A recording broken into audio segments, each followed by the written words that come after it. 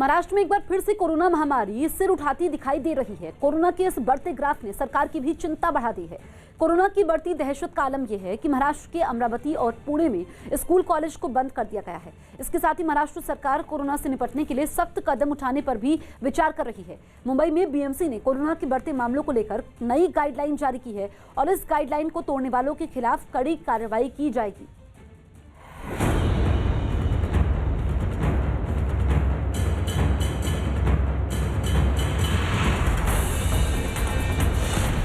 फिर लौटा महामारी का खौफ।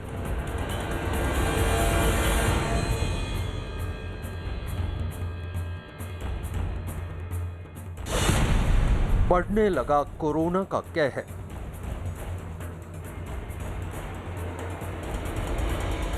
पुणे हो या मुंबई हो, नागपुर और विशेष रूप से अमरावती, यवतमाल, तो बहुत सारे जिलों में अभी ये कोरोना का प्रभाव बढ़ते जा रहा है। महाराष्ट्र के 3 जिले चपेट में। अमरावती में 4000 से ज़्यादा कोरोना मरीज पाए गए हैं। इसी के चलते यहाँ पे लॉकडाउन घोषित किया है। अमरावती बना नया हॉटस्पॉट।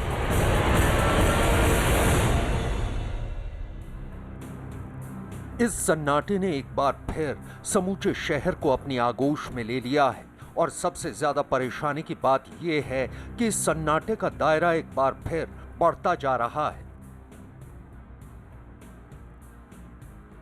महाराष्ट्र एक बार फिर महामारी के पंजे में फंसने लगा है। कुछ रोज पहले तक बात रात के कर्फ्यू से संभालने की शुरू हुई थी, मगर हालात ने कुछ इतनी तेजी से करवट बदलनी शुरू की कि देखते ही देखते महाराष्ट्र में हाय तौबा मचने लगी और कोरोना का ग्राफ बहुत तेजी से ऊपर जाता दिखाई देने लगा।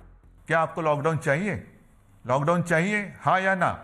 लॉकडाउन अगर नहीं चाहिए तो जो 3 चीज हमेशा मैं कहते आ रहा हूँ, मास्क पहनिए, हाथ धोइए और एक दूसरे से एक सुरक्षित अंतर रखिए।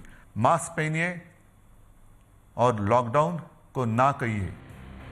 महाराष्ट्र के मुंबई, पुणे और विदर्भ के कुछ जिलों में कोरोना के मामले पिछले कुछ दिनों से इतनी तेजी से बढ़ते दिखाई दिए, जिसने राज्य सरकार के माथे पर परेशानी की लकीरें गहरी कर दी।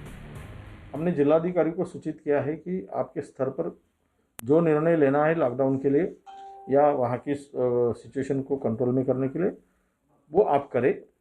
और महाराष्ट्र सरकार की भूमिका भी यही रहेगी आगे में चलकर कि नाइट कर्फ्यू लगाने के बारे में हम लोग सोच रहे।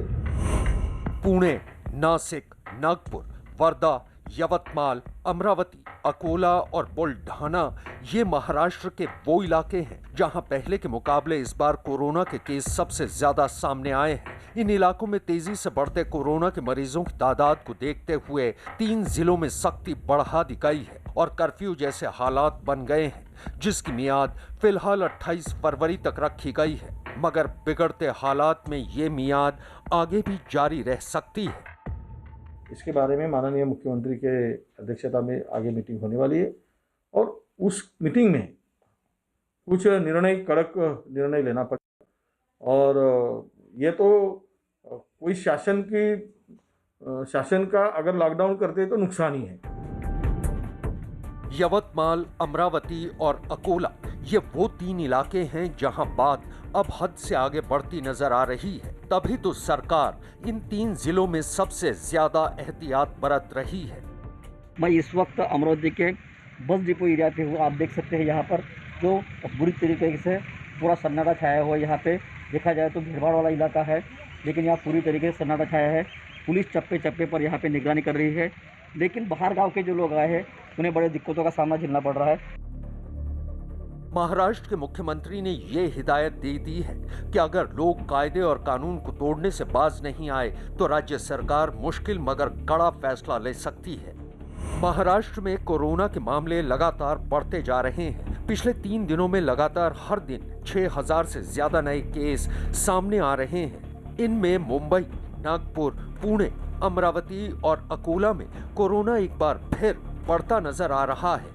महाराष्ट्र में शनिवार को एक ही दिन में 6,281 नए मरीज मिले, जिनमें से 40 संक्रमित मरीजों की मौत हो गई। अब राज्य में सक्रिय मरीजों की संख्या बढ़कर 48,439 हो गई है। एक हफ्ते के भीतर महाराष्ट्र में 29,635 नए मामले सामने आए हैं। जाहिर है, महाराष्ट्र में कोरोना के मरीजों की बेतहाशा बढ़ती गिनती ने सरकार के माथे पर इसलिए भी बल पैदा कर दिए हैं क्योंकि कोरोना रोकने के लिए जिन फैसलों से होकर गुजरना पड़ेगा, तो मुमकिन है कि एक बार फिर महाराष्ट्र की तरक्की का तेजी से घूमता पहिया रुक जाए। कोरोना से सबसे ज्यादा कोहराम महाराष्ट्र में मचा हुआ है। कोरोना मामलों में लगातार तेजी से बढ़ोतरी महाराष्ट्र में दिखाई दे रही है। एक तरफ महाराष्ट्र सरकार केंद्र के निर्देशों का इंतजार कर रही है, तो दूसरी तरफ महाराष्ट्र सरकार एक ऐसे फॉर्मूले की भी तलाश में है जिससे कोरोना भी खत्म हो जाए मगर अर्थव्यवस्था का पहिया घूमता रहे। महाराष्ट्र का अमरावती जिला इस वक्त कोरोना की चपेट में सबसे ज्यादा है। अमरावती के कुछ इलाके कोरोना के लिहाज से नए हॉटस्पॉट में तब्दील होते जा रहे हैं। लिहाजा अमरावती समेत अकोला, बुलढाना, वाशिम और यवतमाल जिले में कर्फ्यू के आदेश दिए गए हैं। मौजूदा हालात के मद्देनजर इन जिलों के लिए कुछ गाइडलाइंस भी जारी की गई हैं। महाराष्ट्र के अमरावती समेत 5 जिलों में प्रशासन ने सख्ती से नियम लागू करने पर जोर दिया है। लिहाजा उन 5 इलाकों के लिए गाइडलाइन भी जारी की गई है, जिसके तहत यहां सभी स्कूल बंद रहेंगे। दुकानें सुबह 9 बजे से शाम 5 बजे तक ही खुलेंगी। निजी दफ्तरों में सिर्फ 15% कर्मचारी ही काम पर आएंगे। मंदिरों में दर्शन के लिए 10 श्रद्धालुओं को इजाजत दी जाएगी, जबकि शादी ब्याह जैसे समारोह में 25 मेहमानों के ही शरीक होने की इजाजत मिलेगी। जब हिंदुस्तान में कोरोना ने पहली दस्तक दी थी, उस दौरान भी महाराष्ट्र सबसे ज्यादा प्रभावित राज्यों की कतार में सबसे ऊपर था। और इस बार जब कोरोना एक बार फिर राज्य में वापस लौट रहा है, तो फिर महाराष्ट्र ही उसके निशाने पर आया। हालांकि कुछ इलाके जरूर ऐसे हैं जहां कोरोना का असर तेजी से नहीं फैला है, मगर महाराष्ट्र के बिगड़ते हालात के मद्देनजर प्रशासन सतर्क जरूर हो गया। तभी तो पुणे प्रशासन ने अलर्ट की घोषणा करते हुए कुछ हिदायतें जारी कर दी हैं। पुणे प्रशासन ने एहतियात के तौर पर जिले के सभी स्कूलों को बंद रखने का निर्देश जारी किया है। इसके अलावा जिले में कोई भी कोचिंग क्लास कहीं भी नहीं चलेगी। होटल, रेस्टोरेंट और बार को भी रात 11 बजे तक ही खोलने की इजाजत रहेगी। इतना ही नहीं, किसी भी तरह के समारोह करने पर पुलिस की लिखित इजाजत लेना अनिवार्य कर दी गई है। शादी समारोह, राजकीय सम्मेलन या फिर रैली में 200 से ज्यादा लोगों को आने की इजाजत नहीं होगी। पुणे प्रशासन ने कोरोना से लड़ाई लड़ने के लिए ये भी फैसला किया है कि मरीजों की बढ़ती तादाद के मद्देनजर हो सकता है कि अगले 2 दिनों के भीतर जंबो कोविड सेंटर फिर से शुरू किए जा सकते हैं और कोरोना की टेस्टिंग का काम और तेज रफ्तार से आगे बढ़ाया जाएगा। हालांकि पुणे में फिलहाल कोई कर्फ्यू तो लागू नहीं किया गया है, मगर रात 11 बजे के बाद बेवजह घूमने फिरने पर कार्रवाई की जा सकती है।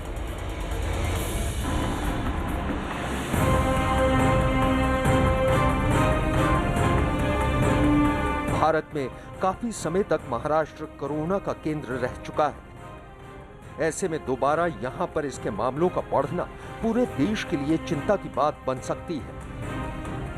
कोरोना के बढ़ते मामलों से निपटने के लिए मुंबई से बीएमसी ने सख्ती दिखानी शुरू कर दी है।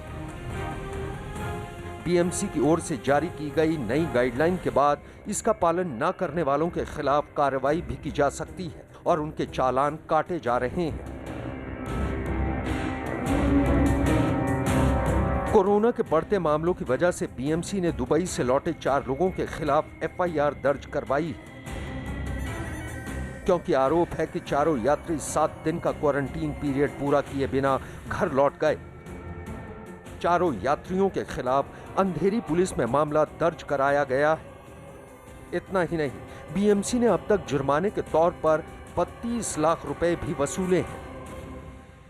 बीएमसी ने मुंबई में कोरोना के तेजी से बढ़ते मरीजों की संख्या पर गौर करते हुए लोगों के लिए कुछ हिदायतें और गाइडलाइन जारी कर दी हैं, जिसके तहत अगर किसी बिल्डिंग में 5 या उससे ज्यादा मरीज मिलते हैं तो बिल्डिंग सील कर दी जाएगी।